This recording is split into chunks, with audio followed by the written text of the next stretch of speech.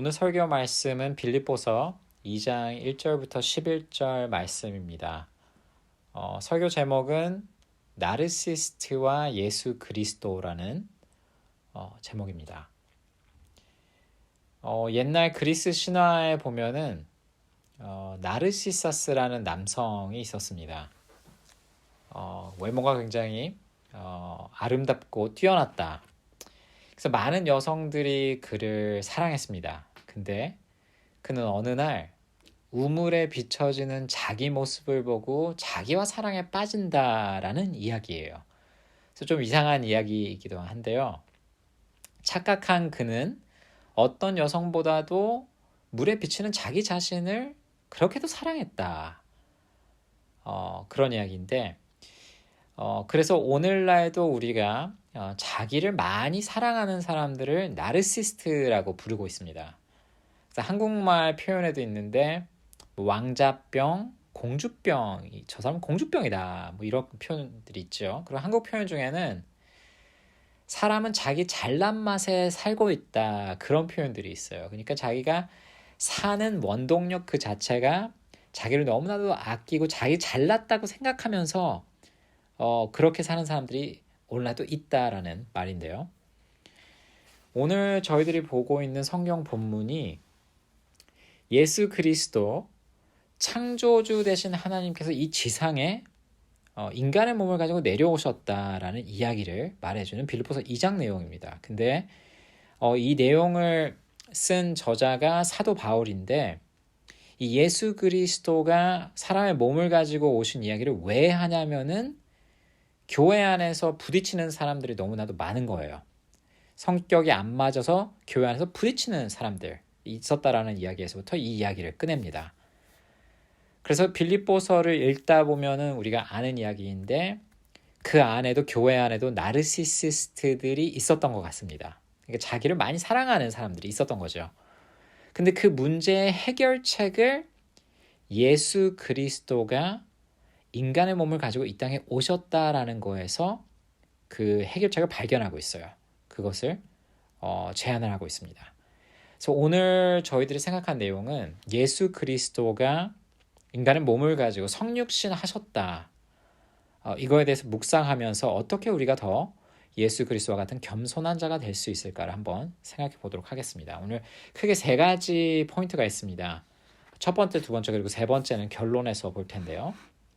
첫 번째로는 영광에 메말라 있는 자가 첫 번째 포인트예요.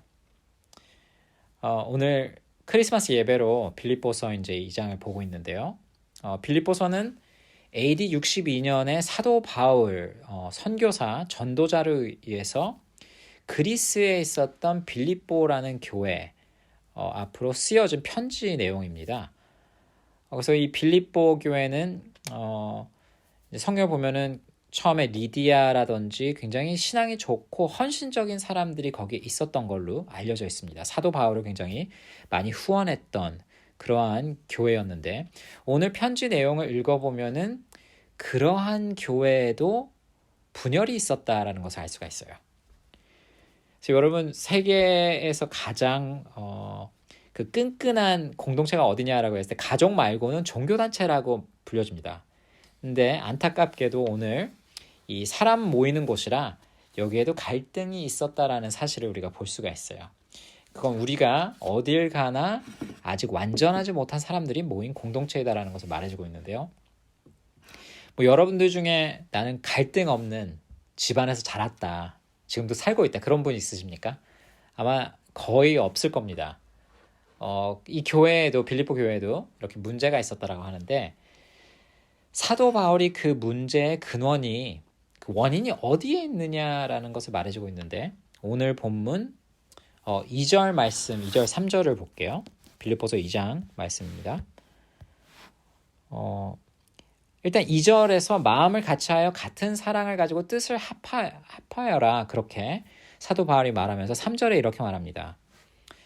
아무 일에든지 다툼이나 허영으로 하지 말고 오직 겸손한 마음으로 각각 자기보다 남을 낮게 여기고 한국어 성경 개역개정을 보면은 아무 일이든지 다툼이나 이제 영어 성경이나 일본어 성경을 보면은 자기 중심적으로 하지 말고라고 나와요. 처음에 자기 중심적으로 하지 말고, 그리고 한국어 표현에서는 허영으로 하지 말고라고 나옵니다. 이제 원래 신약 성경은 헬라어로 쓰여진 내용인데요. 그 헬라어로 이 허영이라는 단어를 보면은 케노독시아라는 단어인데 그게 무슨 뜻이냐면은 비어있는 영광이에요. 허영, 그대로죠. 한국말도 허영, 비어있는 영광. 그 바꿔서 말하자면은 영광이 비어있고 영광에 메말라 있다라는 단어입니다. 그러니까 영광을 너무 받고 싶어서 그거에 메말려서 너희들이 행동하지 말고, 그 바꿔서 말하자면은 인정 욕구로 말미암아 너희들이 행동하지 말아라 라는 거예요. 사도 바울이 지적하는 것은 사람들이 교회 안에서 왜 이렇게 다툼이 있고 갈등이 심하느냐, 그거는 우리의 인정 욕구에 있는 게 아니냐라고 지적해주고 있습니다.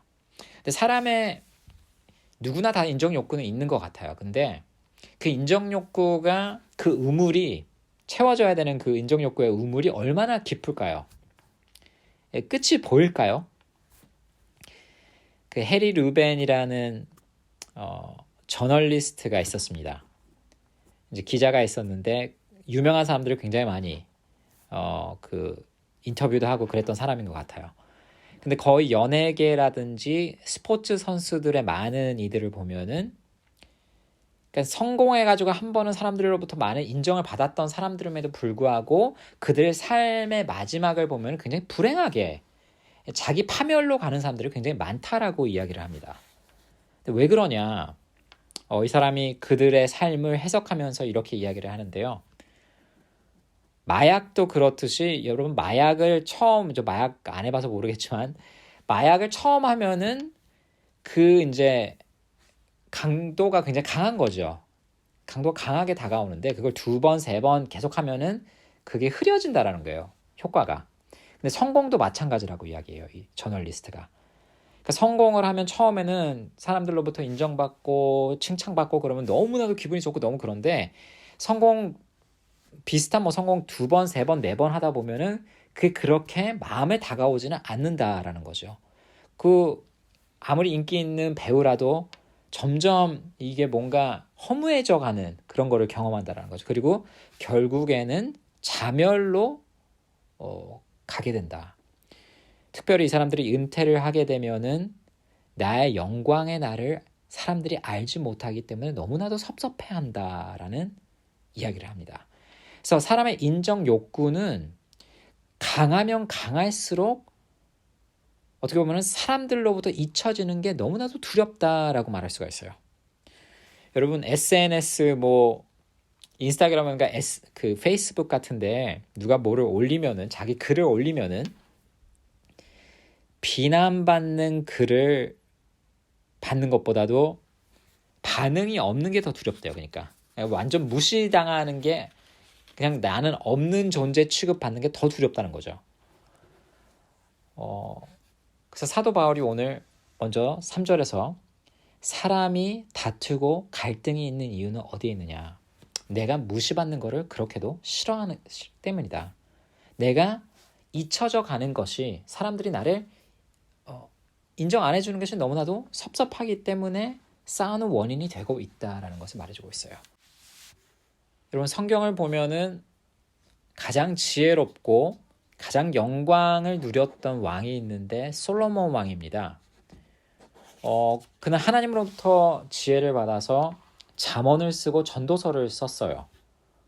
근데 그는 이 지상에서 영광을 누리면서, 그러니까 갈 만큼 위로 간 사람이죠. 톱 중에서도 가장 위까지 갔던 사람입니다. 근데 그 사람의 전도서에서 고백을 들으면은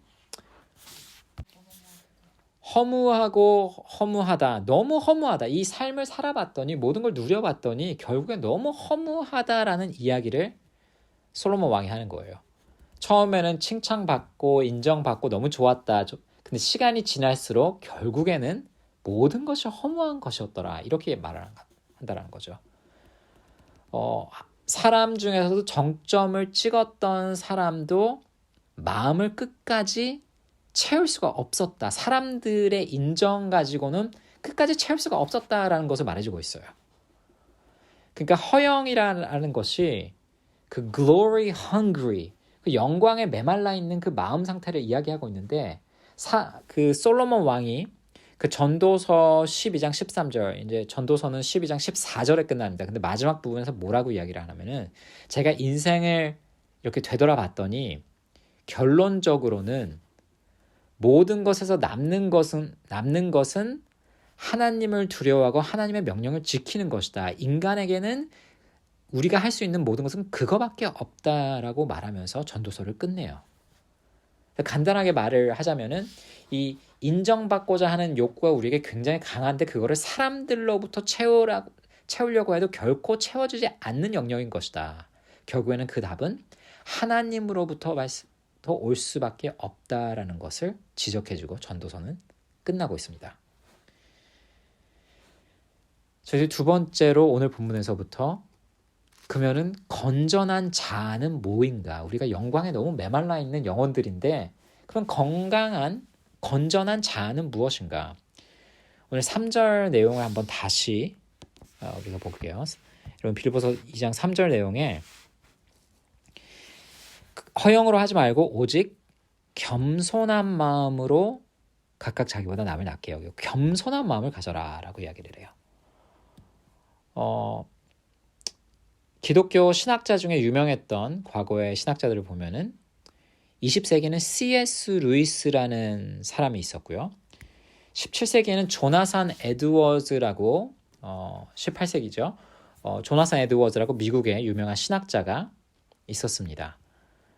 근데 이들이 이 본문에 대해서 이야기할 때 겸손에 대해서 이 문맥에서 이러한 정의를 내리고 있습니다. 겸손함이란 내면이 비어있는 것이 아니고 내면이 채워져 있는 상태를 말하는 것이다 라고 이야기를 해요. 그러니까 아까 말했지 않습니까? 영광이 비어있는 사람이 그 영광에 메말라 있는데 겸손한 상태를 이 문맥에서 말하자면 내면이 차 있는 사람이라고 말을 해요. 그러니까 조나선 에드워즈가 베품과 그 열매라는 책을 썼는데 영어 책으로는 Charity and its Fruit이라는 책을 썼는데 거기에서 겸손을 어떻게 설명하냐면은 겸손하지 않은 증상들 4개를 이제 리스트업하면서 겸손을 이제 설명해 나가요. 근데 그 4개 중에 그 겸손하지 못한 겸손함의 정반대의 증상을 3가지만 제가 여기서 그 조나산 에드워즈가 했던 이야기를 나누자면은 그래서 그 3가지를 제가 말씀드리자면 첫 번째로는 사람들 중에 이런 사람이 있대요. 다른 사람들을 너무 비난을 너무 많이 하는 거예요. 근데 그런 사람들을 보면 내면을 보면은 다른 사람들을 무시하면서 나는 저렇지 않아. 나는 저 사람보다 좋은 인간이야 라고 생각하는 비교하면서 늘 다른 사람들을 무시하면서 자기를 세우는 그러한 겸손하지 못한 증상이 있다. 두 번째로는 겸손하지 못한 증상 중에 하나가 어드바이스를 절대로 듣지 않는데요. 왜냐? 어드바이스를 들으면 내가 부족했고 나에게도 틀린 점이 있다라는 것을 인정해버리기 때문에 절대로 어드바이스를 받지 못하는 사람이 있다. 겸손하지 못하다. 세 번째로는 이런 이야기를 합니다. 세 번째가 조금 더 제가 이야기하는 내용인데 자기의 감정에 굉장히 민감한 사람이 있대요. 그러니까 영어 표현으로는 self-consciousness, 그러니까 too self-conscious, 자기 자신의 감정에 너무 민감하대요. 그러니까 조나산 에드워즈가 건전한 사람을 이런 사람이라고 표현하는데 건전한 사람은 언제나 자기를 바라봤을 때 자기의 자아에 그렇게 신경을 쓰지 않는 사람이다라고 이야기를 해요. 그러니까 어떤 사람이 나의 오늘 팔꿈치가 너무 상태가 좋다 이렇게를 이야기했다라고 해보세요. 나의 팔꿈치 오늘 너무 컨디션 너무 좋다. 그럼 무슨 뜻입니까? 어제는 팔꿈치가 아팠다라는 소리입니다. 그러니까 어저께는 아팠는데 오늘은 일어나 보니까 팔꿈치 상태가 너무 좋아. 여러분 근데 우리가 오늘 뭐 상태 어떠세요? 그런데 갑자기 오늘 나의 팔꿈치가 너무 좋아요. 뭐 이렇게 말하지는 않거든요. 이거는 매일 우리가 팔꿈치를 의식하면서 살지는 않습니다. 그러니까 팔꿈치가 안 좋을 때면은 의식을 합니다. 그러니까 에드워즈가 하는 말이 우리의 자아도 똑같다라는 거예요. 그러니까 건전한 자아를 가진 사람은 자기의 자아가 거기에 있지. 나의 자아가 오늘은 너무 컨디션이 좋아. 늘 그거를 의식하고 있지는 않다라는 거예요. 그 자아는 거기에 있는 것이다. It's just there. 그런 식으로 에드워즈가 설명을 하는 거죠. 그러니까 내가 그거 너무 기분이 안 좋았어. 그 코멘트를 그 사람이 했던 이야기를 들으니까 너무 마음이 상했어. 그러니까 늘 신경이 날카로운 사람들 있지 않습니까? 그러니까 누가 한 이야기를 계속 또 재해석하고 재해석해가지고 너무 민감하게 오버해서 받아들이는 사람들이 있는데 이거 너무 자기 감정에 민감한 사람들이다. 이게 근데 에드워즈가 하는 말이 겸손하지 못한 증상이다라고 이야기를 해요. 겸손하지 못한. 여러분 C.S. 루이스가 쓴 책의 내용을 보면은 어떤 이야기를 하냐면은 겸손함이란 결코 자신을 낮게 평가하는 것이 아니고 자기를 필요 이상으로 의식하지 않는 것이다 라고 이야기를 했어요. 그 원서를 보면 humility is not thinking less of yourself. You just think about yourself less. 그러니까 자기를 늘 내 기분 상했고 이런 일이 있었다 그렇게 생각하는 것이 아니고 자기의 자아에 대해서 그냥 덜 생각하는 그런 게 진짜 겸손함이다라고 이야기를 합니다. 그래서 많은 목사들과 신학자들이 겸손을 이야기할 때 특별히 이제 기독교 이제 신앙을 가진 사람들이 겸손해지자라고 마음을 먹을 때 겸손하자 이래가지고 겸손이 나오지 않는데요. 그러니까 겸손해야지 누구를 따라가지고 겸손해야지. 근데 이게 어떻게 나오냐면은 영적으로 내면이 채워졌을 때에 겸손이 이루어진대요. 무슨 뜻인지 아시죠? 그러니까 내가 늘 배고파 있고 영적으로 배고파 있고 갈급해요. 인정받는 게 너무 갈급해요. 그러면은 인정을 찾게 되어 있어요. 그러나 그 내면이 차질 때에 채워졌을 때에 겸손이 이루어지는 것이다. 그리고 자아를 덜 의식할 때 그게 이루어지는 것이다. 아까 허영이라는 단어를 우리가 생각했잖아요. 성경 3절에 나와 있는 허영. 허영은 메말라 있는 상태예요. 영광에 너무 메말라 있어요. 그렇지만 그 반대 겸손함은 무엇이냐? 그 내면이 채워져 있는 거죠. 여러분 절약하고 싶으면 슈퍼 갈 때 밥 먹은 다음에 슈퍼를 가래요. 왜 그러겠어요? 배고플 때 슈퍼를 가면은 사고 싶은 게 너무 많습니다. 왜냐면 배고프기 때문에 맛있어 보이는 거 다 사고 싶은 거죠. 근데 배부를 때 가면은 여유가 있어요. 그렇기 때문에 필요한 것만 살 수가 있습니다. 근데 그걸 예를 들어서 말하자면 영적으로 채워져 있는 사람은 그만큼 내 배를 채워야겠다라는 생각이 사라진다는 거죠. 근데 마지막으로 우리가 그러면 그거를 어떻게 우리가 얻을 수 있느냐? 신앙적으로 성경이 말해주는 것을 어떻게 얻을 수 있느냐? 그거를 결론에서 보기 원하는데요. 그리스도의 성육신에서부터 그거를 우리가 오늘 결론을 생각해 보도록 하겠습니다. 오늘 말씀 5절부터 다시 볼 텐데요. 빌립보서 2장 5절을 보면은 너희 안에 이 마음을 품으라 곧 그리스도 예수의 마음이니 여기서 5절에 보면은 그리스도를 너희 마음에 품어라. 원래 헬라어 단어를 보면은 초점을 그에 맞춰서 깊이 생각하여라 라는 뜻으로 받아들일 수가 있습니다. 그 초점을 맞출 분은 예수 그리스도라고 말하고 있어요. 그리고 6절부터 8절을 볼게요. 그는 근본 하나님의 본체시나 하나님과 동등됨을 취할 것으로 여기지 아니하시고 오히려 자기를 비워 종의 형제를 가지사 사람들과 같이 되셨고 사람의 모양으로 나타나사 자기를 낮추시고 죽기까지 복종하셨으니 그 십자가에 죽으심이라. 성경을 보면 예수 그리스도를 이 세상 모든 것을 창조하신 하나님이라고 소개를 하고 있습니다. 기독교를 이제 오늘 와서 처음 들으시는 분들은 약간 혼란이 있을 수 있습니다. 아니 하나님, 예수가 하나님이다, 이게 도대체 무슨 뜻이냐, 이 지상에 사람의 몸을 가지고 온 이가 창조주 하나님이라는 게 무슨 뜻이냐. 근데 성경을 보면은 짧게나 얘기를 하자면은 성경의 하나님을 삼위일체 하나님이라고 설명을 하고 있어요. 하나님 아버지, 그리고 예수 그리스도, 그리고 성령님으로 한 분의 하나님이다라고 이야기를 하겠습니다. 세 개의 위격을 가진 한 분의 하나님이다라고 이야기를 하고 있어요. 그리고 2000년 전에 크리스마스에 이 지상에 내려오신 분은 이 두 번째 위격이신 예수 그리스도가 인간의 몸을 가지고 이 땅에 내려왔다라고 이야기를 하고 있습니다. 그리스도의 하나님의 아들이라고도 불려지는데요.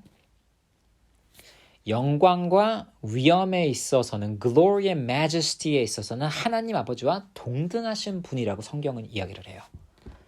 그러니까 요한복음 17장에 대제사장의 기도를, 예수님이 하시는 기도를 보아도 하나님이여, 제가 창조 전부터 당신과 같이 있었을 때 그 영광을 이라고 이야기를 하거든요. 그래서 영광에 있어서는 하나님 아버지와 동등하신 분이다. 바꿔서 말하자면 예수 그리스도는 영광으로 늘 채워져 있었던 분이다. 그렇게 말할 수가 있어요. 그거를 보면서 한번 6절, 7절을 다시 보세요. 6절, 7절을 보면은 근본 하나님의 본체시나, 그러니까 하나님이 동등하신 분인데 동등됨을 취할 것으로 여기지 아니하시고 오히려 자기를 비우셨다. 비워 종의 형체를 가지사라고 나와 있어요. 자기를 비우셨대요. 영어 표현으로 봐도 emptied himself. 자기를 비우셨대요. 그러니까 영광으로 채워져 있었던 완전하신 분인데 그 영광을 비우셨다. 그리고 사람의 모양으로 나타나서 자기를 낮추시고 죽기까지 복종하셨으니 그 십자가에 죽으심이라. 여러분, 아까 제가 이야기 나눴듯이 사람은 다 인정받고자 하는 욕구가 있고요. 그렇기 때문에 가장 무서운 게 뭐냐면은 완전히 무시당하는 거, 내가 마치 이 세상에 존재하지 않는 것과 같이 취급당하는 게 가장 무섭다라는 이야기를 했습니다. 예수 그리스도는 이 지상에 내려오면서 그 영광의 모습을 비우셨어요. 그래서 이사야서가 말씀하듯이 예수 그리스도는 육신을 가지고 이 지상에 내려왔을 때 우리가 그를 보고 매력적이다라고 느끼는 부분은 없었다라고 이사야서에 적혀 있습니다. 그리고 그분은 본인을 낮추사 십자가에 죽으시기까지 복종하셨다, 순종하셨다라고 이야기를 해요. 성경을 보면은 십자가에 매달리신 예수 그리스도가 나의 하나님, 나의 하나님, 왜 나를 버리셨나이까? 라고 십자가 위에서 말하시거든요. 여러분, 그때 하늘이 열리던가요? 하나님 아버지가 하늘을 열어서 답을 하시던가요? 그때 보면은 하나님의 침묵이 있습니다. 그러니까 예수 그리스도를 향한 완전한 침묵, 완전한 무시가 있어요. 예수 그리스도는 십자가 위에서 완전히 버려지는 존재, 마치 하나님 앞에서 존재하고 있지 않는 존재와 같이 취급을 당하는 거예요. 침묵입니다. 침묵. 그 십자가에 매달린 예수 그리스도를 보면 거기에는 영광이 보이지 않습니다. 그런 뜻에서 영광을 완전히 비우셨던 분이세요. 제가 옛날에 설교자를 통해서 들었던 이야기인데 이게 아마 한국의 책 아니면 드라마에서 나왔던 이야기인 것 같습니다. 70년대 한국을 배경으로 하는 이야기인데요. 어떤 시골 마을에 일찍이 이제 남편을 잃은 여성이 있었는데 이제 작은 남자아이가 있었습니다. 그래서 그 여성은 이제 자기 아들을 장사를 열심히 하면서 자기 아들을 키운 거죠. 돈이 많이 없었음에도 불구하고 아들을 위해서는 이제 가정교사까지 구해서 공부를 열심히 시킵니다. 그래서 공부를 시켜가지고 이제 아들이 서울에 있는 대학에 붙어가지고 입학을 했습니다. 그러니까 어머니한테는 너무나도 자랑스러운 아들이에요. 시골에서부터 이 서울에 있는 대학에 간다. 그래서 그 아들이 이제 그 대학을 떠나서 2년째가 딱 될 때인데 그 아들이 뭐 바쁘다는 핑계로 집에 많이 못 갔던 것 같습니다.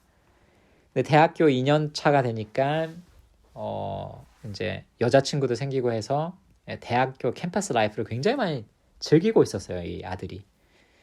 이제 그런 아들 뭐 70년대가 배경 이야기니까 그 연락도 잘 안 됐던 것 같습니다. 그러니까 걱정이 돼서 엄마는 시골에서부터 이렇게 많이 반찬을 싸가지고 이제 보자기에다 이렇게 열심히 반찬을 많이 싸가지고 이제 아들 찾으러 대학을 간 거예요. 근데 그 대학에 가가지고 막 찾다가 몇 시간 동안 아들을 막 찾았는데 저기서 보니까 자기 아들과 여자친구가 이쪽으로 걸어오는 거예요. 그래서 막 어머니가 너무 기뻐서 손을 흔들면서 막 이렇게 막 이쪽이라고 막 그렇게 하고 있었는데 걸어오다가 그 여자친구가 아들에게 이렇게 묻습니다. 저기 저 촌스러운 할망구 저 누구야? 이렇게 말하는 거예요. 여자친구가 촌스러워 이렇게. 그 남자친구가 뭐라고 답을 하느냐? 나도 몰라. 그러면서 옆쪽 길로 빠져서 갔더라. 라는 이야기예요. 여러분 한번 생각해 보세요. 어머니의 입장에서부터 생각해 보세요. 엄청 충격적이었을 것 같아요.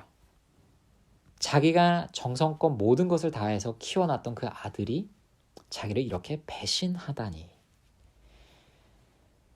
그럼 성경 로마서 1장을 보면은 이 세상 사람들이 모든 것을 창조하시고 모든 것을 허락해 주신 우리에게 주신 하나님에게 감사함도 없이 하나님에게 등을 돌렸다라고 이야기를 해요. 완전히 하나님을 무시했다라고 성경은 이야기를 합니다. 여러분 주로 누군가가 여러분을 이런 식으로 무시를 했다라면은 여러분은 어떤 반응을 보이실 것 같아요? 거의 대부분 인간관계에 있어서는 모든 것이 끝납니다. 인간관계 자체가 끝납니다. 그게 맞는 말이기도 해요. 누가 사람을 이런 식으로 취급한다면 당연히 그렇게 되겠죠. 여러분 그걸 고려해서 한번 생각해 보세요. 예수 그리스도는 한 번도 하나님 아버지를 무시해 본 적이 없습니다. 그럼에도 불구하고 십자가 위에 매달리신 예수 그리스도는 무시를 당하세요. 예수 그리스도는 한 번도 하나님 아버지를 미워한 적이 없습니다. 사랑하는 것을 멈춰본 적이 없습니다. 그럼에도 불구하고 예수 그리스도는 십자가에 매달리셨을 때 완전히 무시를 받습니다. 왜 그랬느냐? 성경이 이렇게 답하죠. 그거는 예수 그리스도가 우리가 하나님을 무시했던 그것, 우리가 받아야 했던 처벌을 십자가 위에서 대신 받으셨기 때문에 그렇다라고 이야기를 해요. 우리가 원래는 무시받고 하나님과의 관계가 단절되어야 되는데 십자가에 매달리신 예수 그리스도가 그거를 대신 받아주셨다. 성경 말하죠. 예수 그리스도는 십자가 위에서 영광 하나 남지 않는 비어진 모습이 되셨다라고 이야기를 합니다. 그분이 영광을 완전히 비우신 것은 우리가 내면으로부터 그 영광으로 채워지기 위해서이다라고 성경은 이야기해요.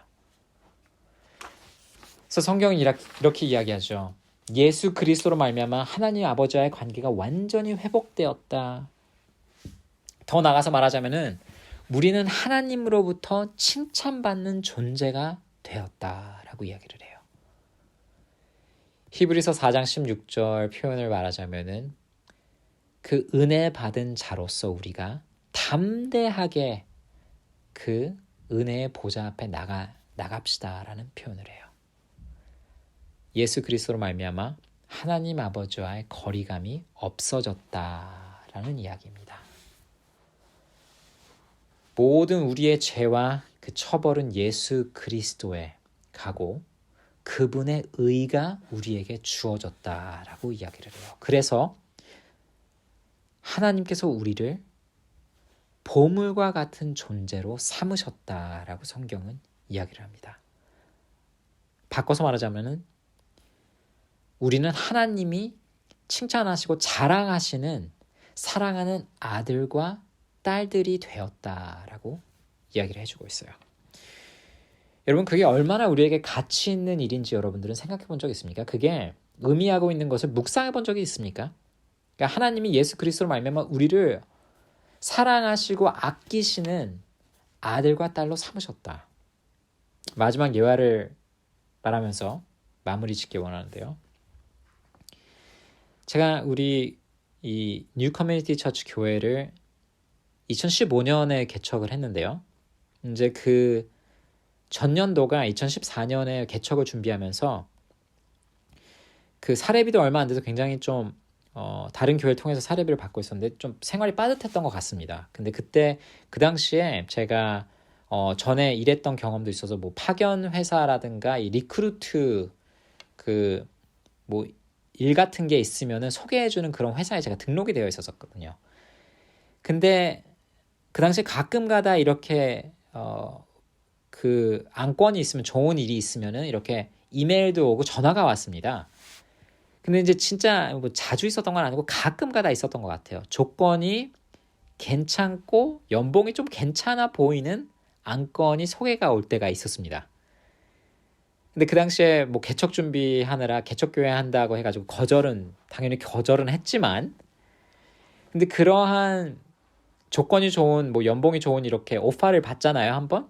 그럼 되게 희한한 거는 자존감이 조금 올라가는 걸 느낄 수가 있어요. 여러분 그런 경험을 해보신 적이 있는지 모르겠어요. 근데 그런 거를 보고 나서 이상한 생각은 조금 이거 유치한 생각일 수도 있는데, 내가 시급은 이 정도는 되는 사람이야 라는 이상한 그런 생각이 든단 말이에요. 나의 사람의 가치가 시급은 이 정도는 되는 사람이야 라고. 생각해 보세요. 재밌는 게 이 지상에 있는 회사가 면접까지 오세요라고 인정해주는 단계까지만 가도 내면에 있는 나의 자아가 조금씩 채워지는 거를 경험한다라는 거예요. 성경이 말하죠. 당신은 예수 그리스도가 하신 일, 그걸로 말미암아 하나님의 보석과 같은 존재가 되었다. 하나님이 자랑하시는 존재가 되었다. 그만큼 가치 있는 사람이 되었다. 여러분은 누구한테 인정받으면 가장 기쁠 것 같아요? 누구한테 인정받으면 가장 오래 갈 것 같습니까? 뭐 누구 회사 뭐 면접관한테 인정을 받으면 뭐 노벨상 정도 받으면은 자기의 가치가 오래 갈 것 같습니까? 성경이 결론적으로 말하고 있는 것은 창조주 하나님이 이 지상의 마지막에 심판하실 분이고 마지막으로 평가를 내리실 분이다. 그리고 마지막에 그 평가가 남는 것은 이분 평가밖에 없다라고 이야기를 해요.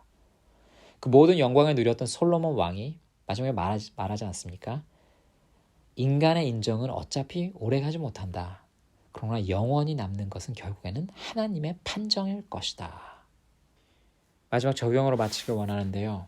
어떻게 하면 우리가 다른 사람들과 부딪히지 않고 더욱더 겸손하게 다른 사람들과 하나가 될 수 있는 신앙인으로서 살아나갈 수 있을까요? 그것은 예수 그리스도로 말미암아 받는 하나님의 인정을 받아들임으로써 가능하게 됩니다. 더욱더 하나님의 인정을 받아들임으로써 사람으로부터 받는 인정을 추구하지 않아도 된다는 것입니다. 그래서 교회 안에서도 자기만을 늘 생각하는 것이 아니고 다른 사람들을 조금 더 배려하면서 섬겨줄 수 있는 그러한 신앙인이 되기 원합니다. 오늘 이 크리스마스 날에 2000년 전에 오신 예수 그리스도를 우리 모두가 받는 신앙인으로서 축복받는 날이 되기 원합니다.